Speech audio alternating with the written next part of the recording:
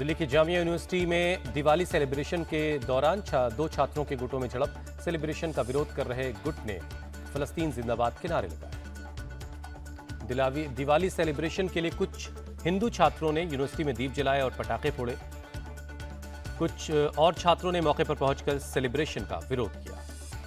Celebration का विरोध कर रहे मुस्लिम छात्रों ने दिए को बुझा दिया। मौके पर पहुंची पुलिस टीम को मिले बिखरे हुए दिए। दोनों गुटों को शांत करवाया गया। हंगामे के बाद यूनिवर्सिटी में एहतियातन भारी तादाद में पुलिस बल तैनात। पुलिस पूरे मामले की जांच में जुटी है। बेंगलुरु के बाबू साहब पालिया इलाके में एक इमारत गिरी। मलबे में दबने से 3 लोगों की मौत, 3 लोगों को रेस्क्यू किया गया। इमारत के मलबे में कई लोगों के फंसे होने की आशंका। मौके पर स्थानीय प्रशासन तैनात है। रेस्क्यू ऑपरेशन जारी। डिप्टी सीएम डीके शिवकुमार घटनास्थल पर पहुंचे। हादसे पर बोले डिप्टी सीएम, कहा हम मालिक, ठेकेदार समेत सभी दोषियों के खिलाफ कड़ी कार्रवाई करेंगे। डीके शिवकुमार बोले बिना अनुमति के चल रही थी अवैध गतिविधियां। अब पूरे बेंगलुरु में मैं इसे देखूंगा। सभी अवैध निर्माण रोके जाएंगे। रूस के कजान में चल रहे 16वें ब्रिक्स शिखर सम्मेलन का आज दूसरा दिन है। पीएम मोदी आज दोपहर 2:30 बजे शिखर सम्मेलन में शिरकत करेंगे। पीएम की आज चीन के राष्ट्रपति शी जिनपिंग के साथ द्विपक्षीय बैठक है। करीब 5 साल बाद दोनों नेताओं की मुलाकात होगी। एलएसी पर हो सकती बातचीत। ब्रिक्स समिट के दौरान राष्ट्रपति पुतिन ने किया डिनर का आयोजन। पीएम मोदी का डिनर के मौके पर गर्मजोशी से स्वागत किया। पीएम मोदी ने डिनर के दौरान संगीत कार्यक्रम में हिस्सा लिया। राष्ट्रपति पुतिन और जिनपिंग समेत सभी राष्ट्राध्यक्ष मौजूद रहे। ब्रिक्स समिट में पहुंचे पीएम मोदी ने राष्ट्रपति पुतिन से द्विपक्षीय वार्ता की। रूस और भारत के रिश्तों को बताया ऐतिहासिक। यूक्रेन युद्ध पर पीएम मोदी ने भारत के स्टैंड को कायम रखा। कहा हम हर समस्या का समाधान बातचीत से चाहते हैं। भारत शांति का समर्थक है। पुतिन ने पीएम मोदी से अपने रिश्तों को बताया बहुत खास। कहा मेरी बात आप बिना ट्रांसलेटर के समझ जाते हैं। महाराष्ट्र में महाविकास आघाड़ी के बीच सीटों के बंटवारे पर गतिरोध बना हुआ है। शिवसेना यूबीटी आज जारी कर सकती है उम्मीदवारों के नाम की लिस्ट। सूत्रों के मुताबिक महाविकास आघाड़ी में अब तक सीट शेयरिंग पर सहमति बनी। कांग्रेस के 105 से 107 सीटों पर चुनाव लड़ सकती है। उद्धव गुट की शिवसेना को मिल सकती है 90 से 95 सीटें, जबकि एनसीपी शरद गुट को 84 से 85 सीटों पर चुनाव लड़ने का मिल सकता है मौका। सूत्रों के मुताबिक उद्धव ठाकरे ने कांग्रेस नेता बाला साहब थोराट से मुलाकात के दौरान मंगलवार की रात गतिरोध खत्म करने का वक्त दिया था। मामला नहीं सुलझने पर आज लिस्ट जारी करने की बात कही। महाविकास आघाड़ी की रात 10 बजे तक चली बैठक। शिवसेना के नेता अनिल देसाई और संजय राउत के बीच बैठक में से बाहर निकले। सूत्रों के मुताबिक विदर्भ की 8 और मुंबई की 5 सीटों पर विवाद है। उत्तर महाराष्ट्र की भी 2 सीटों पर कांग्रेस और शिवसेना के बीच पेंच फंसा है। बैठक के बाद संजय राउत ने एमबीए में किसी तरह के विवाद से इनकार किया। कहा सब कुछ ठीक है, बुधवार को हम प्रेस कॉन्फ्रेंस करेंगे। एमबीए की बैठक के बाद प्रदेश कांग्रेस अध्यक्ष नाना पटोले ने माना 4 से 5 जगहों पर गतिरोध है। कहा बुधवार को मामला सुलझा लिया जाएगा और लिस्ट जारी कर दी जाएगी। महाराष्ट्र बीजेपी अध्यक्ष चंद्रशेखर बावनकुले ने उद्धव ठाकरे पर साधा निशाना। कहा उनका गठबंधन विचारधाराओं का नहीं, ये सिर्फ पीएम मोदी और विकास का विरोध करने के लिए बना है। महाराष्ट्र विधानसभा चुनाव के लिए शिवसेना शिंदे गुट ने जारी की 45 उम्मीदवारों के नाम की पहली लिस्ट। कोपड़ी 5 पाखाड़ी से चुनाव लड़ेंगे सीएम एकनाथ शिंदे। शिवसेना ने सावंतवाड़ी से दीपक केसरकर को मैदान में उतारा। परांडा से तानाजी सावंत और दापोली से योगेश रामदास कदम को टिकट मिला।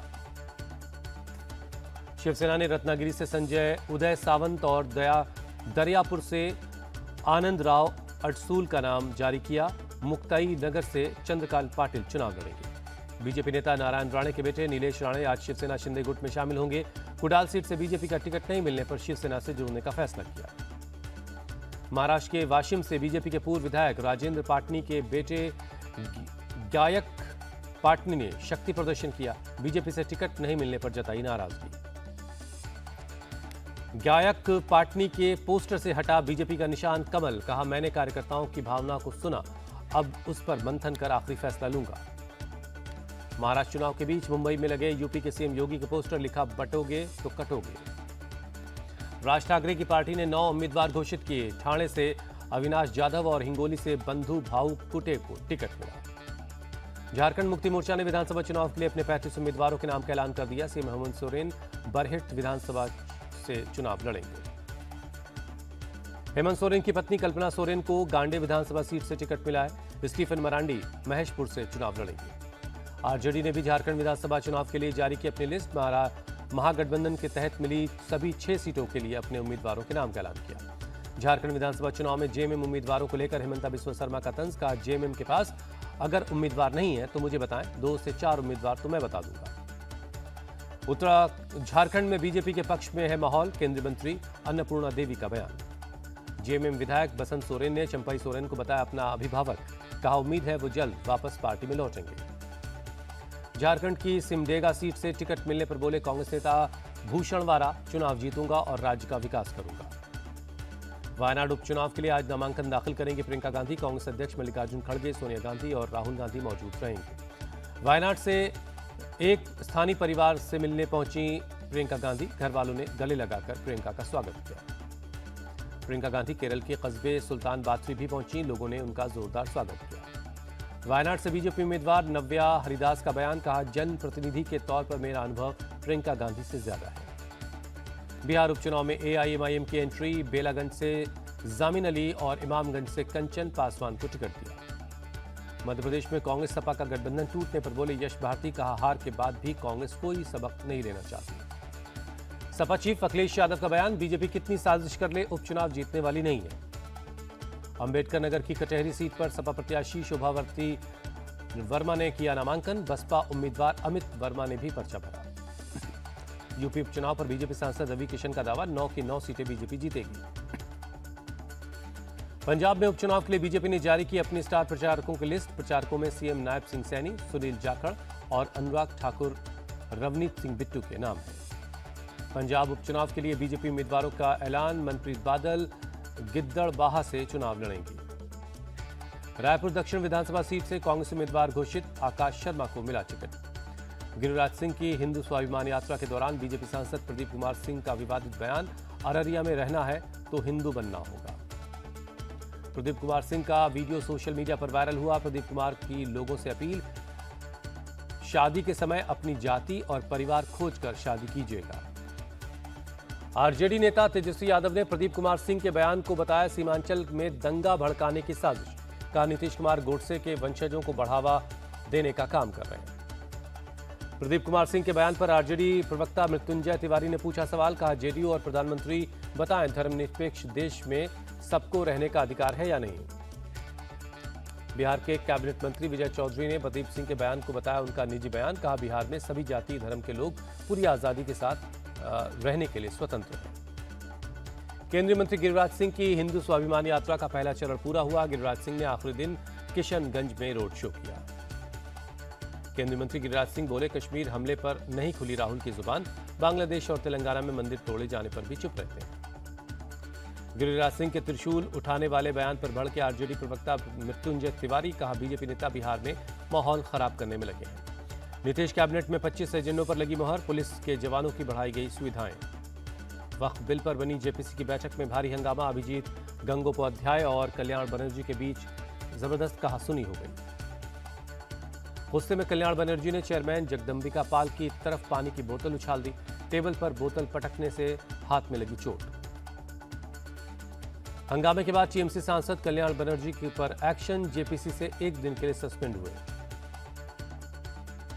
कल्याण बनर्जी अपनी गलतियां छिपाने के लिए मुझ पर आरोप लगा रहे हैं। जेपीसी के चेयरमैन जगदम्बिका पाल का बयान। सपा सांसद रामगोपाल यादव की बढ़ सकती मुश्किल। सुप्रीम कोर्ट के वकील ने सीजीआई के खिलाफ टिप्पणी करने पर अवमानना का केस करने की इजाजत मांगी। वाराणसी में ज्ञानवापी मस्जिद के वजूखाने में एएसआई के सर्वे को लेकर इलाहाबाद हाईकोर्ट में 8 नवंबर को होगी सुनवाई। वादी राखी सिंह ने मंगलवार को 2023 की एएसआई रिपोर्ट दाखिल की।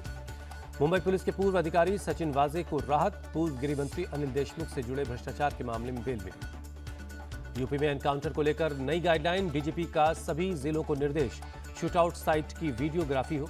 सुप्रीम कोर्ट की गाइडलाइन सुनिश्चित की जाए। उपराज्यपाल मनोज सिन्हा पहुंचे गगनगीर। सुरक्षा व्यवस्था को लेकर समीक्षा बैठक की। निर्माण के कामों में लगी एजेंसीज के अधिकारियों और मजदूरों से भी बातचीत की। यूपी के मऊ में विवादित पोस्ट को लेकर पुलिस ने याकूब को गिरफ्तार किया। कानून व्यवस्था को देखते हुए पुलिस खुद मुकदमा दर्ज कर कार्रवाई में लगी है। याकूब ने 28 सेकंड का एक वीडियो शेयर किया था। वीडियो में मरो या मारो, बीच में कोई है नहीं की बात कही जा रही है। पुलिस आरोपी से वीडियो के उद्देश्य को लेकर पूछताछ कर रही है। लखनऊ में पुलिस ने एनकाउंटर में बदमाश कमलेश तिवारी को गिरफ्तार किया। बदमाश ने पुलिस को देखकर की फायरिंग। पुलिस की जवाबी कार्रवाई में बदमाश के पैर में गोली लगी। लखनऊ के जानकीपुरम में सीडीआरआई के पास हुई मुठभेड़। कमलेश तिवारी पर करीब 28 मामले दर्ज हैं। पश्चिम बंगाल के मुर्शिदाबाद से 41 बांग्लादेशी नागरिक गिरफ्तार। पुलिस ने छापेमारी कर सभी को पकड़ा। दिल्ली के विवेक विहार में सरेआम लूट। रास्ता पूछकर स्कूटी रुकवाई, चाकू दिखाकर चेन लूट ली। यूपी के बुलंदशहर में खाद्य सुरक्षा डिपार्टमेंट की कार्रवाई। 700 लीटर सिंथेटिक दूध जब्त किया गया, फिर नष्ट किया गया। सोनीपत में फूड सेफ्टी डिपार्टमेंट की ताबड़तोड़ छापेमारी। कई स्वीट्स की दुकानों पर रेड। दूध से बनने वाली मिठाइयों के सैंपल लिए गए। यूपी के हरदोई में जिला कृषि अधिकारी की कार्रवाई। एक गांव से 300 बोरी नकली खाद जब्त की। 3 लोगों के खिलाफ केस हुआ। नागपुर में शालीमार एक्सप्रेस डिरेल हो गई। 2 डिब्बे पटरी से उतरे। दक्षिण पूर्व मध्य रेलवे के सीनियर डीएम दिलीप सिंह ने कहा, जल्द से जल्द ट्रैक की मरम्मत कर ट्रैक को बहाल किया जाएगा। चक्रवात दाना को लेकर मौसम विभाग का अलर्ट। ओडिशा के पुरी और पश्चिम बंगाल के सागर द्वीप में होगा लैंडफॉल। ओडिशा में चक्रवात दाना को लेकर एक्शन में फायर ब्रिगेड की टीम। डीजी सुधांशु सारंगी बोले, फायर ब्रिगेड की 60 टीमें तैनात हैं। एनडीआरएफ की 20 और ओडीआरएएफ की 17 टीमें लगाई गई हैं। डीजी सुधांशु सारंगी की तैयारी को लेकर बयान। कहा, हमारे पास रेस्क्यू के सभी उपकरण मौजूद हैं। लोगों को भी अलर्ट रहने की जरूरत। सरकार की अपील पर ध्यान दें, सचेत और सावधान रहें।